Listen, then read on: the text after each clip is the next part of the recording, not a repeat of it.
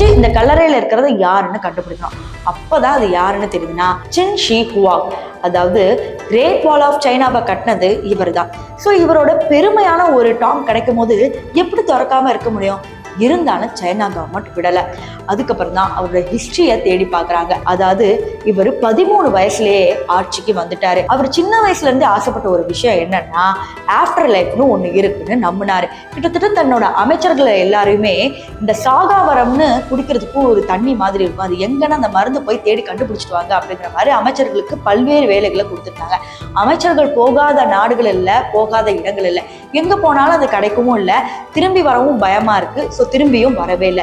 இப்படியே நடக்க நடக்க நடக்க இவர்கிட்ட என்ன ஒரு செய்தி வருதுன்னா, இந்த மாதிரி பாதாரசமும் தேனும் பாலும் 3த்தையும் சேர்த்து குடிச்சா சாகாவரம் கிடைக்கும் அப்படிங்கிற மாதிரி இவரை யாரையும் நம்ப வச்சிருக்காரு. அடுத்து இவரும் அதை பருகி வருகிறாரு, டெய்லியும் வந்து அதை சாப்பிட்டு வராரு. இப்போ இப்படி இருக்கிறப்ப கிட்டத்தட்ட 49 வயசுல இறந்து போயிடுறாரு. அதுக்கப்புறம் தான் உங்களுக்கு நல்லா தெரிஞ்சிருக்கு இந்த இடத்துல வந்து புதைச்சு வச்சிருக்காங்கன்றது தெரியுது. ஆனா இப்போ உங்களுக்கு ஒரு சந்தேகம் வரும், எதுக்கு அந்த 6000 சிலைகள், அந்த 6000 பேர் யாரு அப்படின்னு கேட்டீங்கன்னா அங்கதான் நான் இன்னொரு ட்விஸ்ட் சொல்ல போறேன்.